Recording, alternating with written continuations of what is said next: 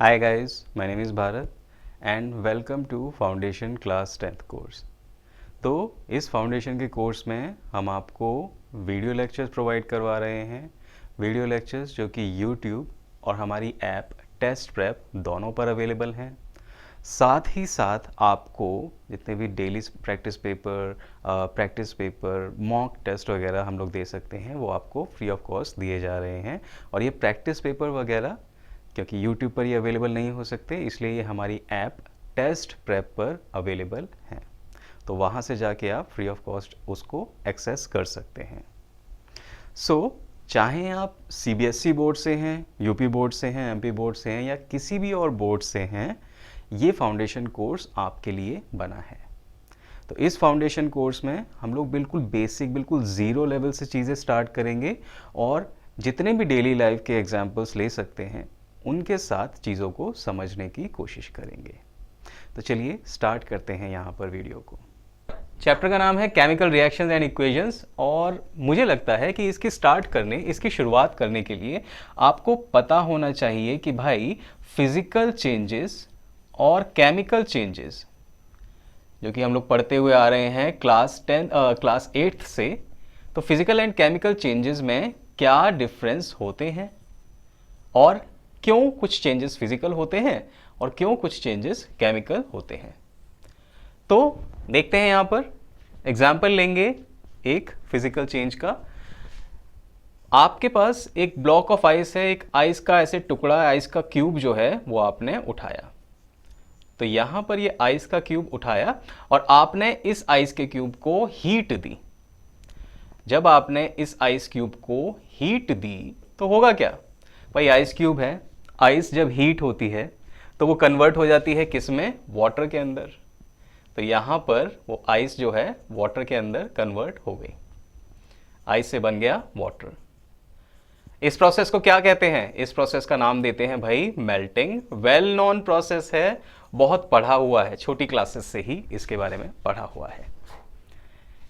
अच्छा, इसी वाटर को अगर आप और ज़्यादा हीट दो तो क्या होगा, ये वाटर ऐसे करके स्टीम में कन्वर्ट हो जाएगा। और जब ये वाटर स्टीम में कन्वर्ट हो जाता है, उस प्रोसेस को अपन लोग क्या नाम देते हैं, बॉइलिंग का, ये भी जानते हैं। ओके।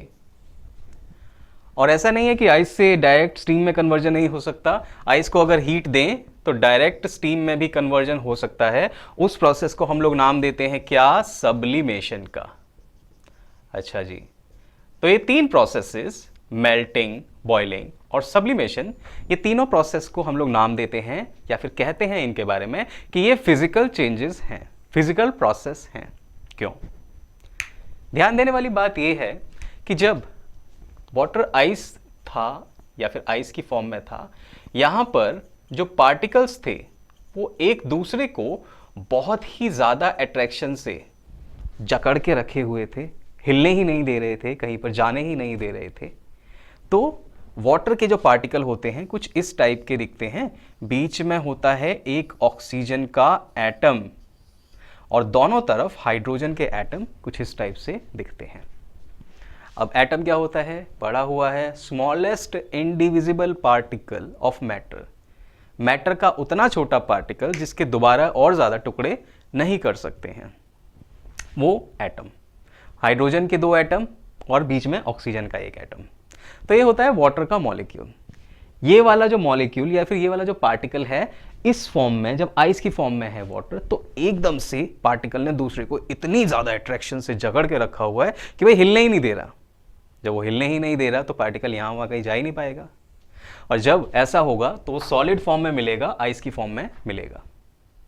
जब आपने हीट दी यहाँ पर, तो हीट देने के बाद आपने उस अट्रैक्शन को ब्रेक कर दिया, उस अट्रैक्शन को तोड़ दिया, उस अट्रैक्शन को घटा दिया। और अब वाटर के अंदर जो एनर्जी गई है इस हीट से, वो क्या करेगी, ये जो वाटर के पार्टिकल यहाँ पर हैं वो इधर उधर आसानी से मूव कर पाएंगे।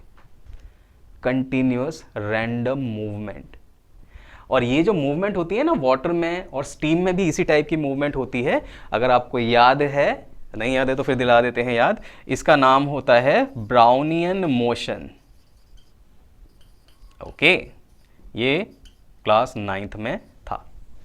तो ब्राउनियन मोशन के कारण और अट्रैक्शन कम होने के कारण वाटर में ये H2O के पार्टिकल, सेम पार्टिकल, यहां वहां थोड़ा सा मूव कर पा रहे हैं। अब और ज़्यादा आप हीट दे दो, ठीक है, और ज़्यादा यहाँ पे प्लस हीट लिख देते हैं, और ज़्यादा जब आपने हीट दी तो क्या हुआ, बॉइलिंग हुई, और वही पार्टिकल जो थे वो इतने ज़्यादा फ्री हो गए, इतनी ज़्यादा उनके अंदर एनर्जी चली गई कि भाई यहाँ वहाँ कहीं पर भी वो जा पा रहे हैं। और जब ऐसी स्टेट आ गई है तो वो गैस में कन्वर्ट हो गया है। अब ध्यान रखना, यहाँ पर आइस के अंदर, वाटर के अंदर या स्टीम के अंदर जो मेन पार्टिकल्स होते हैं, जो मॉलिक्यूल्स होते हैं, वो सारे के सारे मॉलिक्यूल्स इस टाइप के दिखते हैं। बीच में ऑक्सीजन का एटम और दोनों तरफ जकड़ के रखा हुआ है वो हाइड्रोजन के एटम्स को। यही पार्टिकल, यही मॉलिक्यूल आइस में भी हैं, यही मॉलिक्यूल वाटर में भी हैं, यही मॉलिक्यूल स्टीम में भी हैं। कुछ नया नहीं बना है। और हम लोग कहते हैं कि जब कुछ नया नहीं बनता, यानी कि when no new substance is created या फिर is formed, ठीक है, तो जो प्रोसेस होता है उस प्रोसेस को हम लोग नाम देते हैं फिजिकल चेंज का। जब कुछ भी नया नहीं बनता है, कोई भी नया सब्सटेंस नहीं बनता है, तब हम लोग नाम देते हैं उस प्रोसेस को फिजिकल चेंज का। क्योंकि यहाँ पर अंदर जो पार्टिकल थे वो H2O के ही थे। उन्होंने पहले एक दूसरे को बहुत ही बुरी तरह, बहुत ही टाइटली पकड़ के रखा हुआ था, बहुत अट्रैक्शन था। जब हीट दी, गर्मी दी उसे, तो क्या हुआ, वो पार्टिकल एक दूसरे को छोड़ने लग गए, इधर उधर मूव करने लग गए। और जब और ज़्यादा हीट दी तो वो पार्टिकल बहुत ही आसानी से इधर उधर भागने भी लग गए। कुछ भी चेंज नहीं हुआ, क्योंकि तीनों जगह पार्टिकल जो थे वाटर के ही थे, H2O के ही थे। नो न्यू सब्सटेंसेस क्रिएटेड, तो सिंपल सी बात है कि फिजिकल चेंज इसको बोलेंगे। एक और एग्जांपल बता देते हैं, अगर ये वाला थोड़ा मुश्किल लग रहा है तो। आपके पास था भाई वाटर, यहाँ पे वाटर जो था ना, तो आपके पास ऐसा ही वाटर था। उस वाटर में डाली आपने थोड़ी सी चीनी, थोड़ा सा नमक, सॉल्ट डाला, थोड़ा सा डाल दिया भाई चीनी, शुगर, और थोड़ा सा डाल दिया आपने लेमन जूस। अच्छा जी, बहुत अच्छी बात है। तो अब क्या बना है भाई, अब बनता है इन तीनों को मिलाकर लेमनेड, यानी कि शिकंजी। हिंदी में बोलते हैं ना, बहुत अच्छा लगता है गर्मियों में पीने में शिकंजी।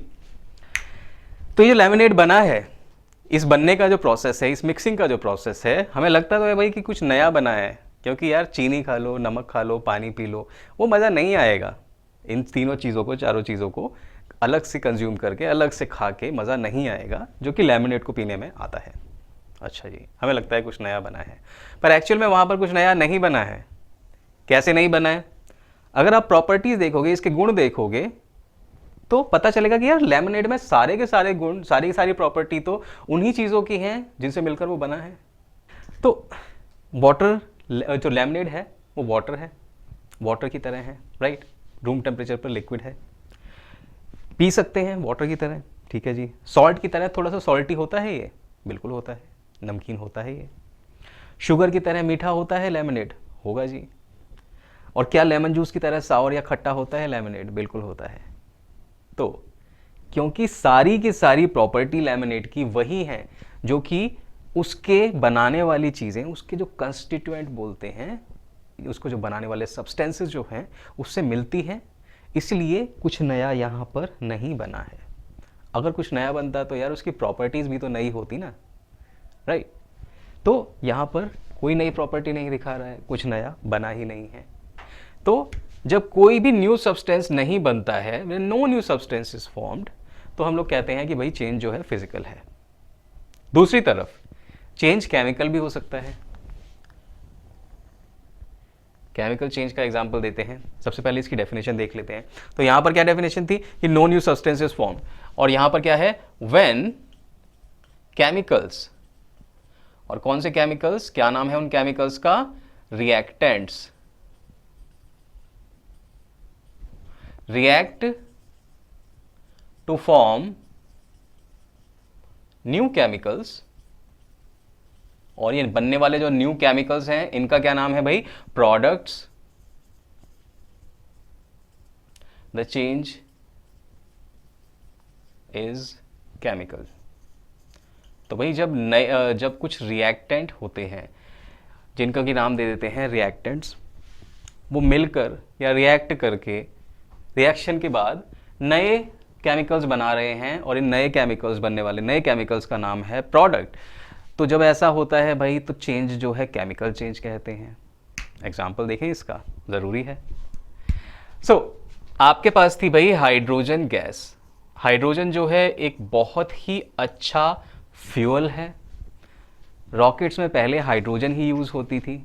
हाइड्रोजन जब बर्न होती है, जब रिएक्ट करती है ऑक्सीजन के साथ, रिमेंबर ज़्यादातर केसेस में, ज़्यादातर का मतलब 90-95-96% केसेस में ऑक्सीजन के साथ जब रिएक्शन होता है ना तो बहुत ज़्यादा एनर्जी निकलती है। और जब बहुत ज़्यादा एनर्जी निकलती है तो ऑक्सीजन के साथ जो रिएक्शन होता है उसे हम लोग नाम दे देते हैं कंबस्शन का। तो यहाँ पर हाइड्रोजन का भी एक टाइप से कंबस्शन ही हो रहा है। तो हाइड्रोजन ने रिएक्ट किया भाई ऑक्सीजन के साथ और बना दिया वाटर, और ये चेंज जो है वो केमिकल चेंज होता है। क्यों होता? क्या है कि भाई दो हाइड्रोजन के एटम एक दूसरे के साथ ऐसे जुड़े हुए होते हैं।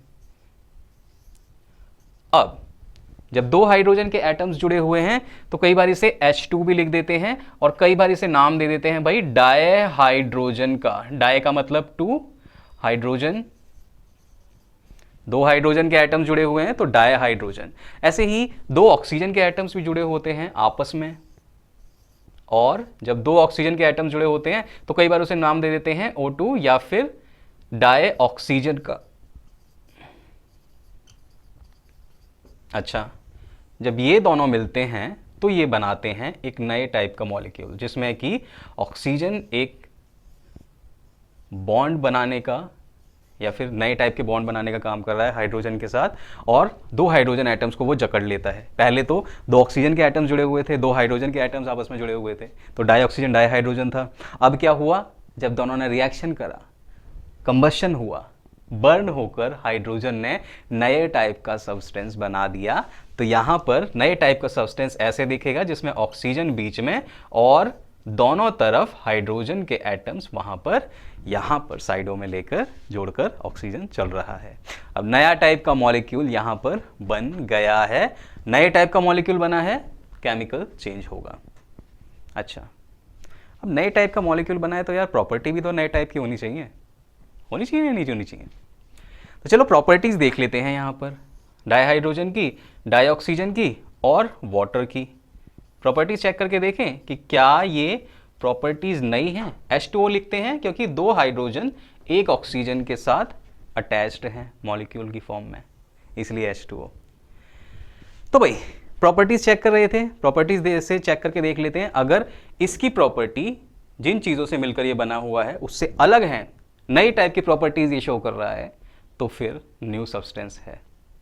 ये भी तो मानना पड़ेगा ना। सिर्फ ऐसे थोड़ी मान लेंगे कि यार नया सब्सटेंस मतलब नए टाइप के मतलब जुड़ाव हो गया। पहले हाइड्रोजन हाइड्रोजन जुड़ा हुआ था, ऑक्सीजन ऑक्सीजन जुड़ा हुआ था, अब हाइड्रोजन के साथ ऑक्सीजन जुड़ा हुआ है। नहीं, प्रॉपर्टीज़ भी चेक करके एक बार देख लेते हैं, वो भी ज़रूरी है। तो भाई रूम टेम्परेचर पर, मतलब वही 15 डिग्री सेल्सियस के आसपास वाला रूम टेम्परेचर, तो रूम टेम्परेचर पर डाईहाइड्रोजन गैस होती है, डाईऑक्सीजन भी गैस होती है। पता है ना, ऑक्सीजन हमारे चारों तरफ है एनवायरनमेंट में। 21%, 20.8% के आसपास ऑक्सीजन है। वैसे तो ये जो 20.8% है ये फिक्स नहीं है, कुछ जगहों पर ऑक्सीजन ज़्यादा हो जाता है, कुछ जगहों पर ऑक्सीजन कम हो जाता है। तो परसेंटेज जो है ऑक्सीजन की एयर के अंदर फिक्स नहीं है।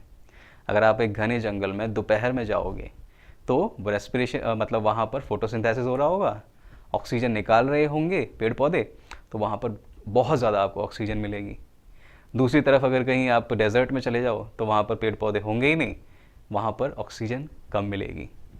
लेकिन एवरेज मोटा मोटी तौर पर बोलते हैं कि अर्थ की जो सरफेस है वहाँ पर उसके आसपास की जो एयर है, एटमॉस्फेयर है, उसके अंदर जो गैसेस का मिक्सचर है एटमॉस्फेयर, उसके अंदर एयर के अंदर अपने पास 20.8%, 20.8% या फिर 21% ऑक्सीजन होती है। ओके, वापस आ जाते हैं। ऑक्सीजन एक टाइप की गैस है, 15 डिग्री सेल्सियस या रूम टेम्परेचर पर। लेकिन H2O जो है वो एक लिक्विड है। यार ये तो कोई प्रॉपर्टी नहीं हुई, क्योंकि यहाँ पर देखो अगर फिजिकल चेंज में देखा जाए तब भी यार टेम्परेचर चेंज होने पर तो क्या हो रहा था कि फॉर्म चेंज ही हो रही थी, गैस गैस लिक्विड, इससे कुछ ज़्यादा पता थोड़ी चलता है। चलो और प्रॉपर्टीज़ देख लेते हैं। वाटर जो है, हाइड्रोजन डाइहाइड्रोजन जो है वो एक टाइप का फ्यूल है, राइट? जलता है, ये अभी बताया था। ऑक्सीजन की प्रेजेंस में बहुत ज़्यादा अच्छे तरीके से जलता है, बहुत बढ़िया तरीके से, बहुत एनर्जी देता है। ऑक्सीजन फ्यूल नहीं है, वो हेल्प करता है, फ्यूल हेल्प्स इन बर्निंग। तो ये बर्निंग में, जलने में हेल्प करता है भाई ऑक्सीजन, खुद फ्यूल नहीं है। वाटर ना वो फ्यूल है ना वो जलने में हेल्प करता है। अगर कुछ जल रहा है पानी डाल दो, बुझ जरूर जाएगा उसकी आग जो है। तो ना वो फ्यूल है ना वो हेल्प्स इन बर्निंग, ना वो जलने में मदद कर रहा है पानी, ठीक है।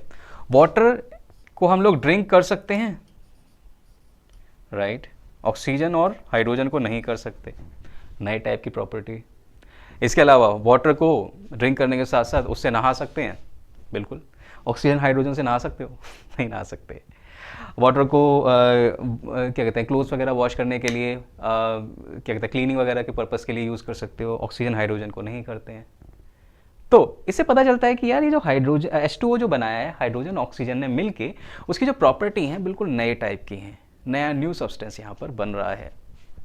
So a new substance is being formed, and new substance में ये जो दो थे हाइड्रोजन ऑक्सीजन जो थे, इनको हम लोग कहते हैं रिएक्टेंट। क्यों भाई रिएक्टेंट क्यों? क्योंकि यही थे जो शुरुआत में हमारे पास थे। और जो बनने वाला न्यू सब्सटेंस है, जो इनिशियली थे उनको रिएक्टेंट, और जो बनने वाला न्यू सब्सटेंस है उसे प्रोडक्ट। तो जब कुछ केमिकल्स हाइड्रोजन ऑक्सीजन जैसे मिलकर नए टाइप का सब्सटेंस बना देते हैं, जैसे कि वाटर, उसको हम लोग नाम दे देते हैं कि केमिकल चेंज वहाँ पर, केमिकल रिएक्शन वहाँ पर हो रहा है। और ये जानना इसलिए बहुत ज़रूरी हो जाता है क्योंकि पूरा चैप्टर केमिकल रिएक्शंस और इक्वेशंस पर ही बेस्ड है। चलो, तो इतना इंट्रोडक्शन काफ़ी था, और अब आ जाते हैं एनसीईआरटी पर। एनसीईआरटी उठाइए, और एनसीईआरटी के पहले ही पेज पर आपको कुछ एग्जाम्पल्स दिए हुए हैं और पूछा हुआ है कि are these chemical changes, are these changes chemical or physical, are these chemical changes. ठीक है, देख लेते हैं यार। पहला जो चेंज है वो लेते हैं उन 6 चेंजेस में से। पहला है कुकिंग ऑफ फूड।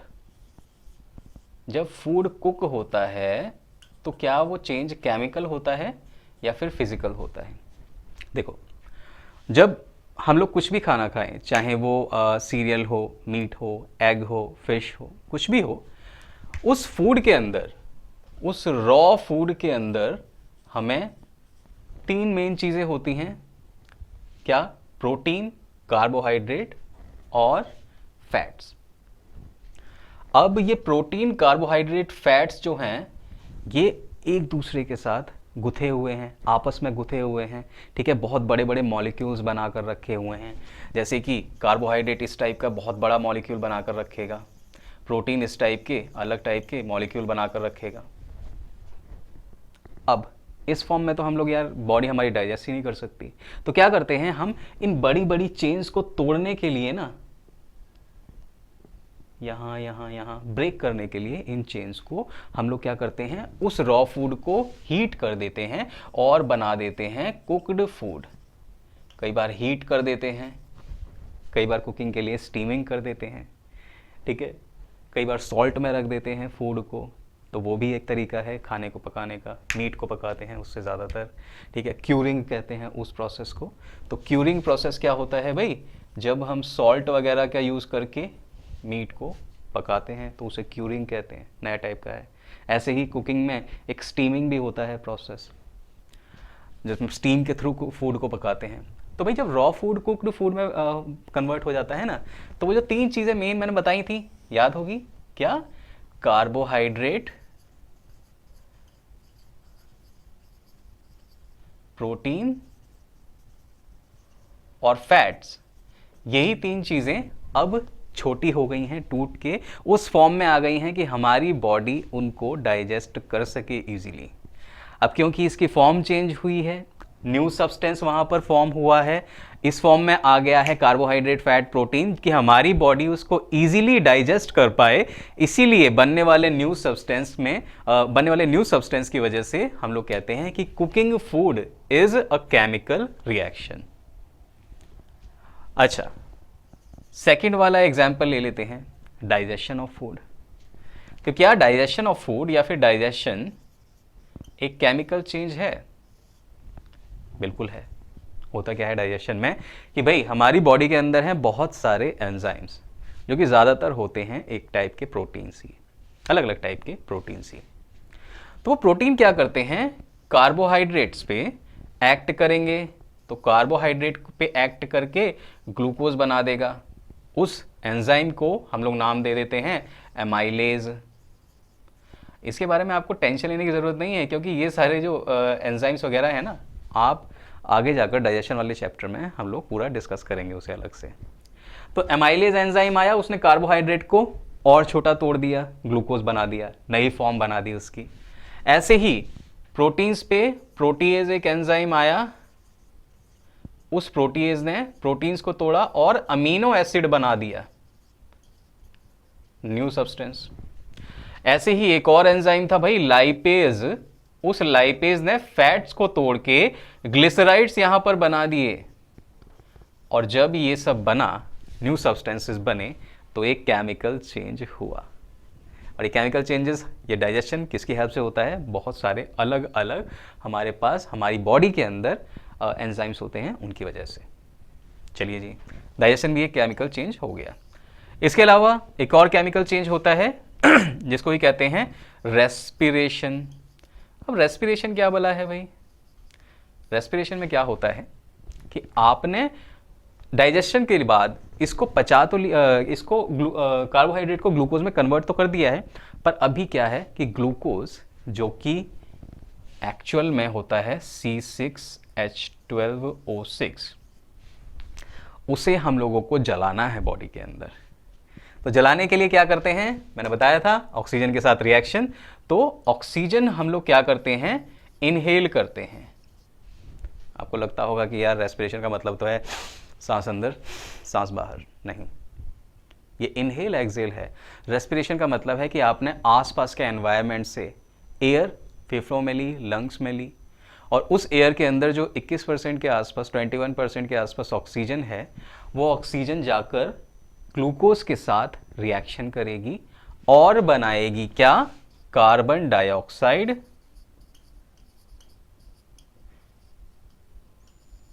इसको की कहते हैं CO2। कार्बन डाइऑक्साइड ने 2 एटम ऑक्सीजन के, और बनाता है भाई यहां पर वाटर H2O। और इस प्रोसेस में बहुत सारी एनर्जी भी निकलती है, और वो एनर्जी कहाँ यूज़ होती है? हमारे चलने, खेलने, कूदने, सोने, सब जगह में जो एनर्जी होती है वो इसी प्रोसेस रेस्पिरेशन से आती है। ग्लूकोज बर्न होता है, ऑक्सीजन के साथ रिएक्शन करता है। ऑक्सीजन कहाँ से आती है? हम जो इनहेल करते हैं एयर, उसके अंदर की 21% ऑक्सीजन लंग्स के थ्रू ब्लड में जाती है, और हर बॉडी के पार्ट में पहुंच जाती है। ब्लड उसे लेके भागता है, और रेड ब्लड सेल्स पहुंचा देती हैं उस ऑक्सीजन को बॉडी के हर पार्ट में। और हर बॉडी के पार्ट में ग्लूकोज यानी कि C6H12O6 से रिएक्शन होने के बाद कार्बन डाइऑक्साइड, वाटर और एनर्जी बन जाती है। एनर्जी हम लोग यूज़ कर लेते हैं। कार्बन डाइऑक्साइड क्या करते हैं? एक्सहेल जब करते हैं तो वही ब्लड के थ्रू कार्बन डाइऑक्साइड आई लंग्स में, लंग्स से बाहर एक्सहेल कर दी, निकाल दी। अच्छा जी, इसके अलावा एक और प्रोसेस आता है फर्मेंटेशन का। फर्मेंटेशन में क्या होता है भाई? हमें तो ग्लूकोज से एनर्जी निकालने के लिए ऑक्सीजन की ज़रूरत है। कुछ ऐसे माइक्रो ऑर्गेनिज्म भी हैं, जैसे कि हो गया यीस्ट। यीस्ट एक ऐसा माइक्रो ऑर्गेनिज्म है जो शायद सबने देखा हो। घर पे अगर मम्मी इडली वगैरह बनाती हैं तो कहते हैं कि यीस्ट या खमीरा ले आइए, तो खमीरा छोटे छोटे दानों की फॉर्म में, ग्रैन्यूल्स की फॉर्म में आता है। तो वो दाने या ग्रैन्यूल्स जो कि हल्के येलोइश कलर के होते हैं, वो करते क्या हैं, खाने के अंदर का जो ग्लूकोज है उसको कार्बन डाइऑक्साइड में कन्वर्ट कर देते हैं धीरे धीरे, और जो कार्बन डाइऑक्साइड के बुलबुले होते हैं वो हमारे खाने को थोड़ा सा फ्लफी बना देते हैं। तो यहाँ पर होता क्या है भाई कि फर्मेंटेशन प्रोसेस में ग्लूकोज डायरेक्ट कन्वर्ट कर दिया जाता है। यीस्ट के अंदर वो एंजाइम हैं, यीस्ट के अंदर वो सारी चीज़ें हैं जिससे कि वो ग्लूकोज को डायरेक्ट कन्वर्ट कर दे, किसमें, कार्बन डाइऑक्साइड में और इथेनॉल में। इथेनॉल इंपॉर्टेंट मॉलिक्यूल है, इसका फॉर्मूला होता है C2H5OH, याद कर लीजिएगा। और इस प्रोसेस में भी बहुत सारी एनर्जी निकलती है भाई, ई लिख देता हूं मैं बस यहाँ पर। अच्छा, ग्लूकोज जो कि ये था C6H12O6, उससे बना है क्या, कार्बन डाइऑक्साइड और इथेनॉल। न्यू सब्सटेंस बन गया तो वहां पर केमिकल चेंज हो गया। चलिए 2 एग्जाम्पल्स और हैं, इन एग्जाम्पल्स को भी देख लेते हैं। 5वां एग्जाम्पल्स है कि भाई आपने आयरन पेन, मान लीजिए इस टाइप का आयरन पेन है, उसे आपने बरसातों के रेनी सीजन में बाहर रख दिया। बरसातों में क्या होता है कि आसपास की एयर में नमी होती है। कैसे पता, जब आप बरसातों का टाइम आएगा ना, तो उस सीज़न में हमारा जो पसीना है जल्दी सूख नहीं पाता। हमारी बॉडी में जो वो क्या कहते हैं एक्सेस वाटर है, वो पसीने के थ्रू या स्वेट के थ्रू बाहर आ जाता है, और जब वो बाहर आ जाता है तो आसपास की एयर उसे इवेपोरेट करती है।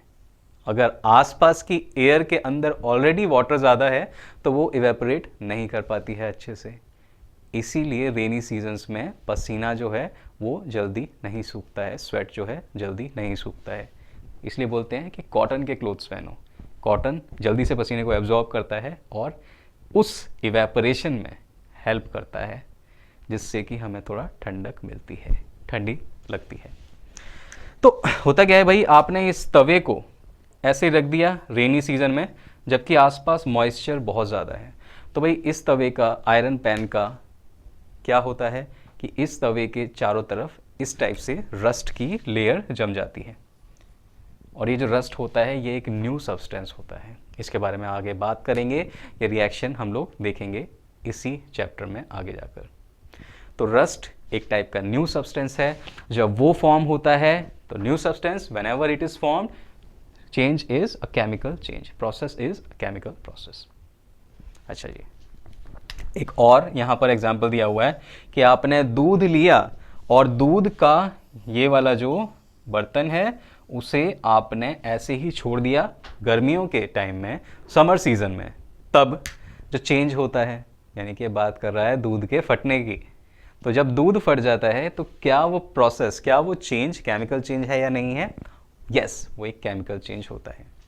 तो होगा क्या कि पहले तो दूध ऐसे लिक्विडी टाइप का होगा, और जब उसे रखा रहने देंगे, छोड़ देंगे, तो 8-10 घंटे बाद क्या होगा कि यहाँ पर नीचे की तरफ ऐसे कर्डी टाइप का दही के जैसा सेमी सॉलिड जम जाता है, और इसी से हम लोग क्या कर लेते हैं, नीचे वाले उससे पनीर बना लेते हैं। ये पनीर क्या होता है, ये एक टाइप का प्रोटीन होता है। इस प्रोटीन को कहते हैं हम केसीन प्रोटीन। अच्छा, ऊपर थोड़ा थोड़ा पानी जो होता है वो आ जाता है, लिक्विड येलोइश कलर का। उस येलोइश कलर के लिक्विड को कहते हैं वे, हिंदी में बोलते हैं भाई मट्ठा। और ये वे जो होता है वो शायद सबने सुना हो। कैसे कि अगर आप जिम जाते हैं तो हमेशा कहते हैं आपको कि वे प्रोटीन लो। वे प्रोटीन क्या होता है, एक ऐसा प्रोटीन होता है जो दूध से निकलता है और हमारी बॉडी में बहुत जल्दी एब्जॉर्ब हो जाता है। तो वो वे प्रोटीन इसी वे या इसी लिक्विड वाले पार्ट को सुखाकर बनाया जाता है। न्यू सब्सटेंसेस बन रहे हैं, वे, केसिंग, तो न्यू सब्सटेंसेस बनेंगे तो ऑब्वियसली वहाँ पर चेंज, केमिकल चेंज होगा। तो ये छठा वाला जो है एग्जाम्पल, वो भी एक टाइप का केमिकल चेंज का ही एग्जाम्पल है।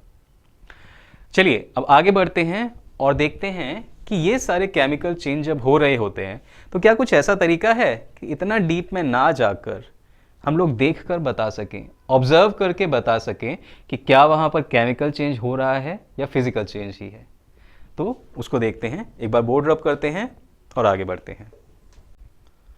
तो वैसे हम लोग पता कैसे लगाएंगे कि कहाँ पर केमिकल चेंज हो रहा है, कहाँ पर नहीं हो रहा है। तो एनसीईआरटी में कुछ मेथड लिखे हुए हैं कि इनको जब आप देखेंगे, इनको जब ऑब्जर्व करेंगे तो आपको पता लग जाएगा कि भाई केमिकल चेंज वहाँ पर हो रहे हैं। तो ये हैं क्या, ये हैं इंडिकेटर्स, ठीक है, ऑफ केमिकल चेंजेस। तो ये कौन कौन से इंडिकेटर यहाँ पर बात की हुई है यार, देख लेते हैं। तो अगर आपको कहीं पर दिख रहा है कि कहीं पर चेंज इन स्टेट हो रहा हो, कहीं पर चेंज इन कलर हो रहा हो, और कहीं पर चेंज इन टेम्परेचर हो रहा हो, तब कह सकते हैं वहां पर कि केमिकल चेंज हो रहा होगा। ऐसा ज़रूरी नहीं है वहाँ पर भी कि हो रहा होगा, पर कह सकते हैं मोटा मोटी तौर पर। और कहीं पर कहीं एवोल्यूशन ऑफ अ गैस, कोई गैस निकल रही होती है, तो एवोल्यूशन ऑफ अ गैस अगर प्रोसेस में निकल रही है तब भी हम लोग कह सकते हैं कि भाई केमिकल चेंज हो रहा है। देखते हैं यहाँ पर क्या मतलब है। चेंज इन स्टेट, अगर कहीं पर स्टेट में चेंज हो रहा है तो जैसे कि आपने रिएक्शन करवाया था हाइड्रोजन का ऑक्सीजन के साथ, और क्या बन रहा था, H2O, वाटर बन रहा था। दोनों गैसियस स्टेट में थे। ये नया जो प्रोडक्ट बना था, नया केमिकल, वो लिक्विड स्टेट में था। स्टेट चेंज हो रही है तो केमिकल रिएक्शन है, बिल्कुल। कलर कहीं पर चेंज हो रहा है, भाई रस्टिंग जब हो रही थी तो रस्टिंग के केस में हमने देखा, रस्टिंग क्योंकि एक केमिकल चेंज है, और वहाँ पर हल्का सा ब्राउनिश कलर का या रेडिश ब्राउन कलर का रस्ट फॉर्म हो रहा था, जिसका कि कलर आयरन से, जो तवा था, आयरन पैन था, उसके कलर से बिल्कुल चेंज होता है, बिल्कुल अलग होता है। तो कहीं पर चेंज इन कलर होता है तब भी हम लोग कह सकते हैं कि हो सकता है केमिकल चेंज हो रहा है। टेम्परेचर चेंज कहीं पर हो रहा है तब भी केमिकल चेंज होता है। अब एक एग्जांपल यहाँ पर ले लेते हैं जो कि आपकी एनसीईआरटी में भी मेंशन है। तो भाई मान लो आपके पास ये कॉनिकल फ्लास्क है, कॉनिकल फ्लास्क में आपने रखा हुआ है यहाँ पर HCl, नाम होता है भाई इसका हाइड्रोक्लोरिक एसिड, याद रखना। हाइड्रोक्लोरिक एसिड या HCl के अंदर अगर हम लोग थोड़ा सा जिंक के दाने डाल देते हैं, ये दानेदार जिंक होता है, कई बार इसे ग्रैन्युलेटेड जिंक भी बोलते हैं, इसीलिए ग्रैन्युलेटेड का मतलब ही ग्रैन्यूल्स या फिर दानेदार होता है। तो जिंक यहाँ पर जब आप डालते हैं तो यहाँ पर ZnCl2 बनता है, जिंक क्लोराइड इसका नाम है, और यहाँ पर निकलती है हाइड्रोजन गैस। और इस प्रोसेस के अंदर बहुत ही सारी हीट भी निकलती है, तो जो फ्लास्क है वो थोड़ा सा गर्म हो जाता है। टेम्परेचर चेंज हो रहा है, टेम्परेचर बढ़ रहा है, तो इसका मतलब केमिकल रिएक्शन हो सकता है वहां पर। ऐसे ही एक और इंडिकेशन है, इन तीन के अलावा कहीं पर कोई गैस इवॉल्व हो रही है, तो गैस यहां पर इवॉल्व हो रही थी इसी रिएक्शन में। डाइहाइड्रोजन एक गैस होती है जो कि बुलबुले बनकर ऊपर भाग जाती है। तो कहीं पर भी अगर डाइहाइड्रोजन बन रही है तो उसको कैद करना या ट्रैप करना या कैच करना ज़रूरी होता है। हमारी अर्थ पे ग्रेविटेशन फोर्स है, जिसकी वजह से हमारा जो एटमॉस्फेयर है उसमें आपको सारी गैसेस मिलेंगी, लगभग आपको ऑक्सीजन मिलेगी, नाइट्रोजन मिलेगी, हीलियम मिलेगी, थोड़ी बहुत आर्गन मिलेगी, क्रिप्टॉन, जेनॉन, जितनी भी गैसेस मिल सकती हैं मिलेंगी। हाइड्रोजन नहीं मिलती। क्यों? Hydrogen is the lightest element. Elements जितने भी हैं, सबसे लाइटेस्ट जो एलिमेंट है, जिसका सबसे कम वेट है, वो हाइड्रोजन है। कहीं पर भी हाइड्रोजन बनेगी तो वो तपाक से बाहर भाग जाएगी। हमारी अर्थ के पास इतना ग्रेविटेशन फोर्स ही नहीं है कि वो हाइड्रोजन के एटम्स को रोक कर रख सके। तो एवोल्यूशन ऑफ अ गैस, यहाँ पर हाइड्रोजन गैस निकल रही है इस प्रोसेस में, ऑब्वियसली केमिकल चेंज है, और केमिकल चेंजेस में एवोल्यूशन ऑफ गैस भी होता है। अब क्या जब ये चेंजेस देखने को मिलते हैं तो हर बार वहाँ पर केमिकल चेंज ही होगा, या फिर कई बार फिजिकल चेंज भी हो सकता है, ये देखते हैं। इन सब का एक्सेप्शन मैं आपको ऐसे ही बता सकता हूँ। जैसे कि हम लोगों ने बात की थी शुरुआत में कि जब आइस जब कन्वर्ट हो रही होती है टेम्परेचर चेंज, उसे हीट देने पर आइस कन्वर्ट हो रही होती है लिक्विड वाटर के अंदर, लिक्विड वाटर कन्वर्ट हो जाता है स्टीम के अंदर, और अगर आइस को बहुत ज़्यादा हीट दे दो तो आइस डायरेक्टली भी कन्वर्ट हो जाती है। तो मेल्टिंग, बॉइलिंग, इन सब में स्टेट में तो चेंज होता ही है, पर ये सारे के सारे प्रोसेस फिजिकल चेंजेस हैं, ये केमिकल चेंजेस नहीं हैं। तो ऐसा ज़रूरी नहीं है कि कहीं पर स्टेट चेंज हो रहा है तो हमेशा वहाँ पर केमिकल चेंज ही होगा, हो सकता है फिजिकल चेंज भी हो रहा हो, तो श्योर नहीं हो सकते। ऐसे ही कलर चेंज, भाई आपने होली के टाइम पे पानी में कलर मिलाते हुए तो देखा होगा। पानी में जब कलर मिलाते हैं तो इसका मतलब ये नहीं कि कोई केमिकल चेंज हो रहा है। ज़्यादातर केस में 99% केसेस में जो कलर होता है वो कलर शुरुआत में ऐसे सॉलिड ब्लॉक होता है कलर का, और जब उसे पानी के अंदर डालते हैं तो वही कलर चारों तरफ फैल जाता है और पानी को कलरफुल बना देता है। तो यहाँ पर बड़ी चीज़ टूट के छोटे हिस्सों में बट रही है। केमिकल चेंज तो नहीं हो रहा, फिजिकल चेंज है यहाँ पर। तो कलर चेंज हो रहा है तब भी आप श्योरिटी से नहीं कह सकते कि भाई वहाँ पर केमिकल चेंज ही होगा, ठीक है। ऐसे ही टेम्परेचर चेंज, भाई शुरुआत वाले एग्जाम्पल पे जाते हैं। जब स्टीम कन्वर्ट होती है, स्टीम को अगर आप कंडेंस करो, ठीक है, एक प्लेट ले लो, स्टीम कहीं से निकल रही है, किसी कैटल वगैरह में से स्टीम निकल रही है, तो एक प्लेट लो, उसको उसकी क्या कहते हैं कैटल की चोंच पर रखो, तो जब आप देखोगे कि स्टीम उससे टकराती है तो वो पानी बन जाती है। जब ये प्रोसेस होता है तो स्टीम वाटर में कन्वर्ट होते टाइम बहुत सारी एनर्जी या फिर हीट निकालती है। आपको याद है क्लास 9th में एक क्वेश्चन था कि भाई अगर आप बर्न हो रहे हो, जल रहे हो, तो क्या स्टीम से ज़्यादा जलोगे या फिर वाटर से ज़्यादा जलोगे? तो आंसर था कि स्टीम कॉजेज सिवियर बर्न, भाप से ज़्यादा जलते हैं। क्यों? उसका आंसर है कि भाई स्टीम जब होती है तो उसके अंदर होती है लेटेंट हीट, और ये लेटेंट या फिर ये छुपी हुई हीट जो होती है कब दिखती है? जब स्टीम कन्वर्ट होती है वाटर के अंदर, तब पहले तो वो लेटेंट हीट बाहर निकालती है, वाटर के अंदर कन्वर्ट होती है, और उसके बाद वाटर और ज़्यादा बर्न करेगा। तो the reason behind steam causing severe burn, तो स्टीम से अगर जल रहे हो, भाप से अगर आप जल रहे हो तो ज़्यादा जलोगे हमेशा। क्यों? क्योंकि स्टीम के अंदर से पहले निकलेगी लेटेंट हीट, फिर वो उबलता हुआ पानी बनाएगी, और फिर वो उबलता हुआ पानी आपको और जलाएगा, तो इसलिए यहाँ पर लेटेंट हीट निकलती है। अब भाई स्टीम से वाटर कन्वर्जन जो था वहाँ पर भी टेम्परेचर चेंज हो रहा होता है, थोड़ा बहुत टेम्परेचर चेंज हो रहा है, तो क्या आप कहोगे कि हर बार टेम्परेचर चेंज पर फिजिकल चेंज ही हो रहा है? नहीं, ज़रूरी नहीं है। अभी बताया मैंने एक एग्जांपल आपको, ओके। अच्छा, evolution of a gas, evolution of a gas बहुत जगह होता है यार, जहाँ पर आप नहीं कह सकते हो। जैसे कि वाटर से कन्वर्जन हो रहा है स्टीम में, तो यार गैस ही इवॉल्व हो रही है, तो आप नहीं कह सकते हो कि वहाँ पर केमिकल चेंज हो रहा है। केमिकल चेंज बताने का ये इंडिकेटर्स तो हैं, बता सकते हैं, लेकिन ज़रूरी नहीं है कि जब ये सारे चेंजेस दिखें तो केमिकल चेंज ही होगा।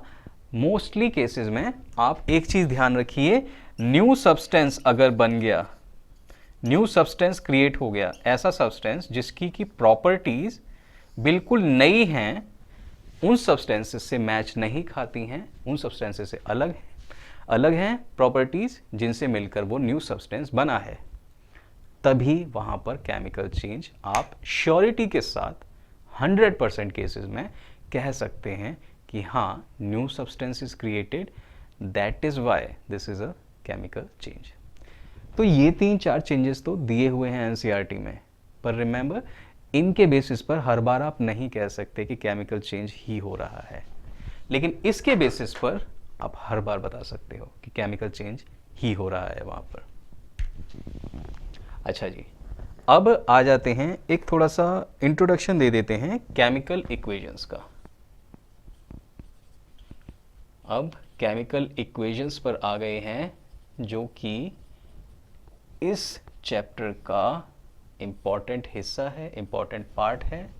केमिकल इक्वेशंस का एक एग्जाम्पल दे देंगे और इसके बारे में, इसकी बैलेंसिंग वगैरह के बारे में नेक्स्ट वीडियो में बात करेंगे। तो भाई केमिकल इक्वेशंस क्या होती हैं? अब मेरे पास एक एग्जाम्पल है कि भाई मैग्नीशियम रिबन, जो कि कुछ इस टाइप का दिखता है, फीता, मैग्नीशियम का जो होता है ना फीता, वो थोड़ा चपटा सा होता है, कुछ इस टाइप का दिखता है। तो ये मैग्नीशियम रिबन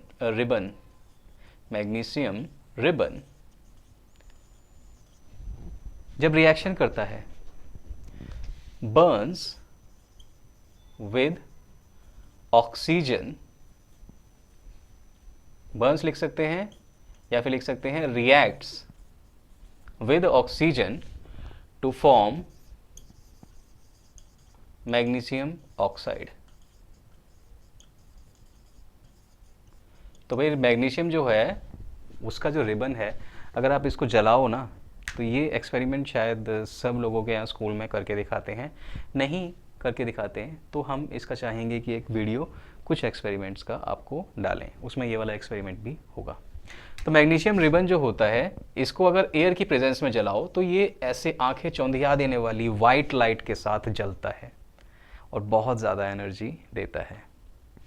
तो इस जो चेंज है उसको हम लोग ऐसे लिख सकते हैं कि मैग्नीशियम रिबन बर्न्स और react with oxygen to form magnesium oxide and energy is released. ठीक है जी, तो ये है जिस चेंज को हमने एक सेंटेंस में, एक स्टेटमेंट में बता दिया। स्टेटमेंट बहुत लंबा है, क्या इसको छोटा कर सकते हैं? तो ऐसा लिख देते हैं भाई सिंबॉलिक रिप्रेजेंटेशन में कि भाई magnesium plus oxygen equals to, I mean gives magnesium oxide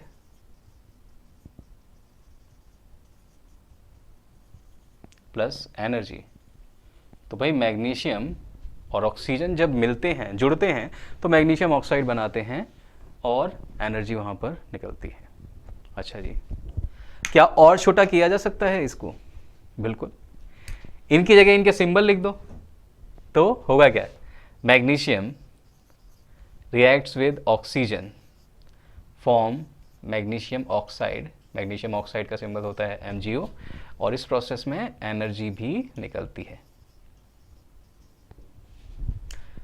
तो एक स्टेटमेंट में जो चेंज पहले बता रहे थे, उसको बहुत छोटा करके हम लोगों ने सिंबॉलिक रिप्रेजेंटेशन में, सिंबल्स की फॉर्म में, इशारों में बता दिया है।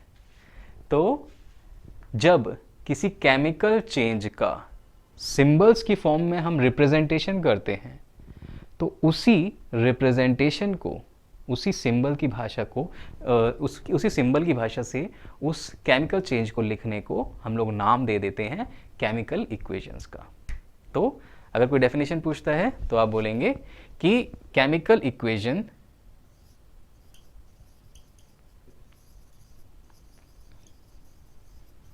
Is symbolic representation